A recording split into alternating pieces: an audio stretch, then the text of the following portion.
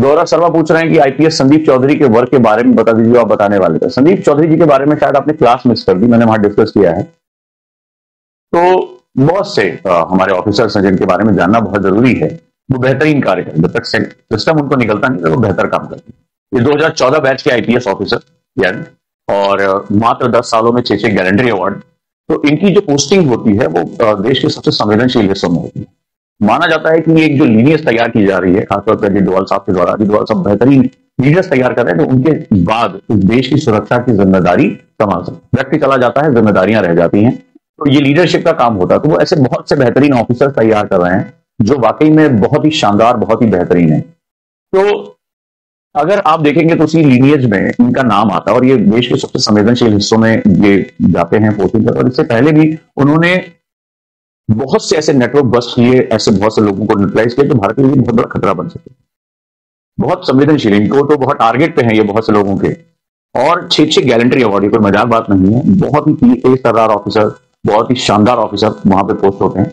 Intelligence network इन्होंने बहुत जबरदस्त बनाया, और जिस तरह से इनका जो सेगमेंट है, मतलब एक तरफ ये सख्त ऑफिसर हैं, दूसरी तरफ वो जनता के बीच में भी जाते हैं, संवाद करते हैं, अपने नेटवर्क एस्टैब्लिश करते हैं, खुफिया सूचनाएं जुटाते हैं। और इनकी सतर्कता इतनी शानदार रहती है कि जैसे ही ये जो दिल्ली ब्लास्ट हुआ, इसका जो पहला एक व्यक्ति था जो पोस्टर चिपका रहा था, इनके पास तत्काल जो है वो खबर आ चुकी थी। तो ये उन्होंने खबर यहां पर भेज दी थी, नहीं तो ये हादसा बहुत बड़ा हो सकता था, ये बहुत बड़ा जो है अटैक हो सकता था। ये समय रहते बस्ट कर दिया गया। लेकिन आतंकी देश के अंदर प्रवेश कर चुके थे, देश के बहुत से लोगों का सपोर्ट उनको मिला था। यूनिवर्सिटी का नाम आपने देखा कि वहां पर पूरा उसको कैंपस जो शिक्षा का क्षेत्र माना जाता था, वो भारत विरोधी अभियान में शामिल हो चुका था।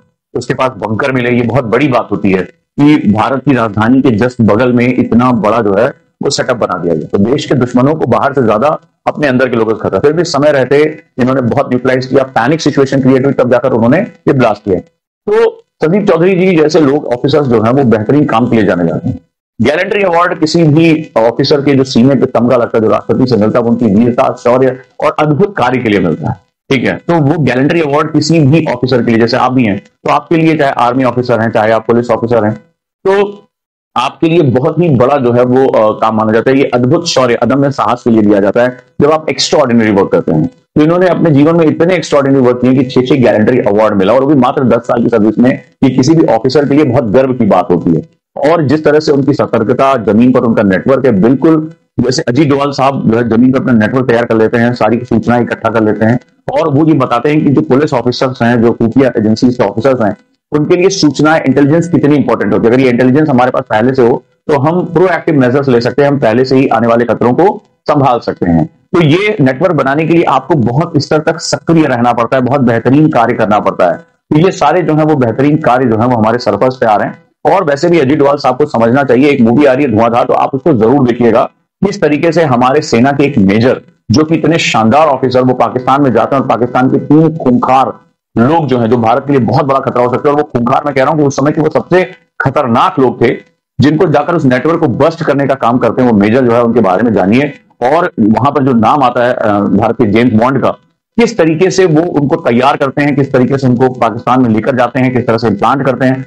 और मैं बता रहा हूं कि भारत के ये जो हीरोज हैं, ये जो ना पॉलिटिक्स में आते हैं, ना ये दुनिया के सामने आते हैं, ये भारत को रात दिन प्रोटेक्ट कर रहे हैं, रात दिन कार्य कर रहे हैं। ये मूवी आप जरूर देखिएगा, भारत के अदम्य शौर्य, और अजीत डोभाल साहब के लिए तो जरूर देखिएगा, मेजर साहब के लिए जरूर देखिएगा, किस तरीके से उस समय के सबसे दुर्दांत जो अपराधी थे, जो भारत के लिए बहुत बड़ा खतरा बन सकते थे, कैसे वहां जाकर एक अकेला शेर और उनके बीच में जाकर वो जबरदस्त जो है कार्य करते हैं। और यही अजीत डोभाल साहब की स्टाइल भी रही है।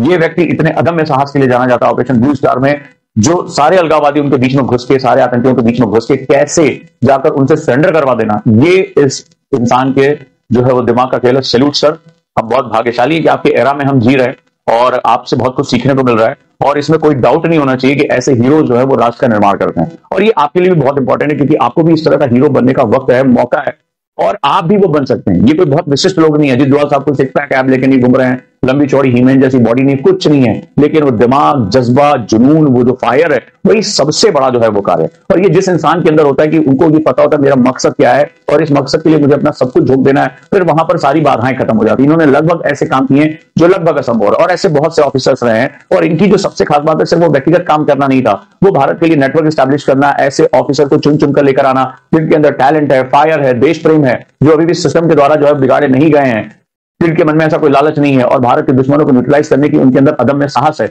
उनको सरफेस पे लेकर आना, उन्हें आगे बढ़ाना और ऐसा नेटवर्क तैयार करना जहां पर आज मैं जो बात करता हूं तो अभी आप आश्चर्य करेंगे कि कतर में रॉ की सीआईए से मीटिंग होती है। वो रॉ जिसको कुछ समय के लिए बुला दिया गया था, वो रॉ जो टैलेंटेड तो थी लेकिन देश के नेताओं के नीचे दब गई थी, आज वो रॉ सीआईए से बात करी, दुनिया की सबसे खतरनाक एजेंसी, जो अमेरिका की सबसे खतरनाक एजेंसी है, जो दुनिया भर में सत्ता परिवर्तन के लिए जानी जाती है। हम आंख से आंख मिलाकर बात कर रहे हैं और हम बता रहे हैं कि हमारा इंटेलिजेंस जो है वो बहुत बड़ा है। आज हम अपने देश को सिर्फ प्रोटेक्ट नहीं कर रहे हैं, हम किसी भी देश की सीमा के अंदर प्रवेश कर सकते हैं। आज हम इस तरह के ऑपरेशन कर सकते हैं जहां आप सोच नहीं सकते। तो मोसाद को लग रहा है अब टक्कर की बात। और याद रखिएगा, वर्ल्ड पॉलिटिक्स में ताकत ही ताकत को समझती है। कहते हैं ना, शांति की बात सिर्फ ताकतवर के मुंह से अच्छी लगती है। हम इससे पहले गिड़गिड़ाते थे, हम डिजायर बेचते थे। आज हमारी एजेंसी के साथ सीआईए बैठकर बात कर रही है कि आओ भाई इंटेलिजेंस शेयर करते हैं। आज भारत जो है वो भारत के अड़ोस पड़ोस के जो देश हैं, जो भारत के पड़ोसी देश है, उनके साथ मिलकर हम इंटेलिजेंस नेटवर्क बना रहे हैं। हम एक ऐसे काम पे लग गए हैं, जी डोवाल साहब, ऐसे काम पे लग गए हैं जहां पर आसपास के क्षेत्रों में कोई भी शत्रु प्रवेश ही नहीं कर पाएगा। हम वेस्टर्न शक्तियों को, जो उनका I-5 का कॉन्सेप्ट है, उसको न्यूट्रलाइज करने के लिए अभी कुछ दिन पहले जो कॉन्फ्रेंस हुआ, जो सिक्योरिटी पर्सनल थे,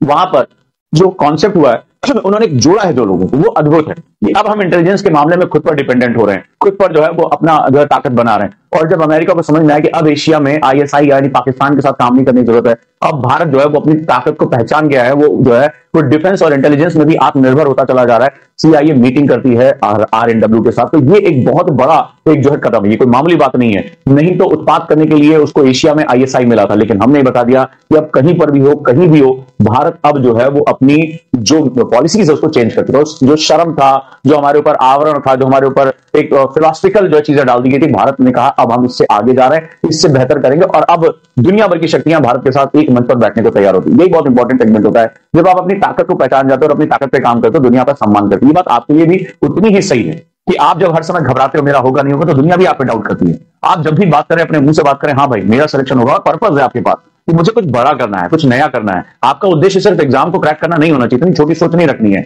आपका जो मकसद होना चाहिए वो बहुत बड़ा होना चाहिए। आपके सपनों में आप राष्ट्र के पॉलिसी मेकर बने, आप राष्ट्र के जो है उसको सुरक्षित करने वाले लोगों में बने। ये मामूली बात नहीं है, ये बहुत ही शानदार बात है। अगर आपको याद होगा 3-4 दिन पहले मैंने कहा था कि भारत सरकार खेल रही है पाकिस्तान के साथ, कभी इधर कुछ करती, कभी जैसे कहते हैं ना, दुश्मन को मारने से पहले बहुत परेशान करना, थका देना, अपने 75 सालों का बदला लेना उससे। कल देखिए पता नहीं क्या होता है जब मैं इन सब चीजों पर बात करता हूं, क्या सोच के बोलता हूं, कैसे जो निकलती है कि 2-3 दिन बाद ऐसा लगता है कि सरस्वती बैठी और बात करते हैं। कल राजनाथ सिंह का जो ट्वीट आता है, अगर आप पढ़ते हैं हमारे रक्षा मंत्री का, और वो इसी तरह से बात करते हैं, अचानक से देश के 3 अलग अलग धड़े एक ही बात को कहना शुरू कर देते हैं। वो कभी कहते हैं POK नहीं, सिंध हमें चाहिए। उसके बाद जो बात उसी तरह से सेना प्रमुख कुछ और बोलते हैं कि ऑपरेशन सिंदूर अभी बंद नहीं हुआ और इस बार हम जो है वो सिर्फ अपने सीमाओं पर बात नहीं करेंगे। इस बार जो राजनाथ सिंह एक स्टेटमेंट कहते हैं कि जीत तब मानी जाएगी जब जमीन हमारे पास हो, बिना जमीन के कोई जीत नहीं है, होती है, इसका कोई मतलब नहीं होता है। बहुत ही शानदार बात कही है। 1971 में हमसे गलती हुई थी, हम उसको सुधार सकते हैं। और अचानक से ऐसा लग रहा है कि अलग अलग तरह के स्टेटमेंट आ रहे हैं। कभी लग रहा है कराची पे हम जा रहे हैं, सिंध की तरफ हम मूव कर रहे हैं। कभी ऐसा लगता है कि हम जो है राजस्थान से एंटर करेंगे, कभी लगेगा POK पे जा रहे हैं, कभी बलूचिस्तान, कभी अफगानिस्तान। बिल्कुल जैसे कहते हैं ना, दुश्मन को बिल्कुल थका देना, इसको टॉर्चर कर देना। ऐसा लग रहा है कि हम खेलना शुरू कर चुके हैं। ये ताकत होती किसी भी राष्ट्र की, और ये होना चाहिए। उसने 75 साल हमारे को जो ब्लीड किया है, जो उसने हमें जो है वो हमारा खून बचाया है, उसका बदला तो होना चाहिए। और कल उन्होंने एक और महत्वपूर्ण बात कर दी, एक सेंटेंस की, भारत के लोगों को अब सेक्रीफाइस के लिए तैयार रहना चाहिए, ऐसी आपात स्थितियों के लिए, माउंटेन्स के लिए तैयार रहना चाहिए। वो कुछ मैसेज दे रहे हैं। ऐसा लग रहा है कि वो पाकिस्तान को इतना भ्रमित कर देना चाहते हैं, इतना भ्रमित कर देना चाहते हैं कि पाकिस्तान परेशान हो जाए।